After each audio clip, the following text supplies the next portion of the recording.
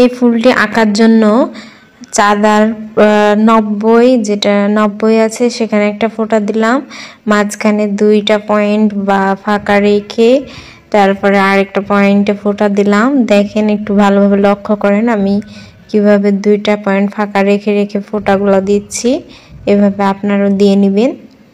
হ্যাঁ, এরপর নিচে একটা দিয়ে নিলাম ফোঁটা। দেখুন এখন ফোঁটার সাথে মিলিয়ে মিলিয়ে চাঁদা দিয়ে এই পাশে একটা দাগ দিব, এই পাশে আরেকটা দাগ দিব। মাঝের যে ফুলের ইয়াটা থাকে সেটা হয়ে গেল। এবার এই সাইডে চাঁদা দিয়ে একটা দাগ দেব। এবার প্রতিটা ফোঁটায় এভাবে একটা একটা করে দাগ দিয়ে নেব। এই দেখেন এভাবে ফোঁটা দিয়ে এই ফুলটা করলে সব ফুলের পাপড়িগুলা সমান হয়, দেখতে অনেক সুন্দর দেখা যায়। আর এভাবে খুব সহজেই আঁকা যায়, এজন্য আমি এই ইয়াটা দেখালাম। আশা করি ভালো লাগবে আপনাদের কাছে।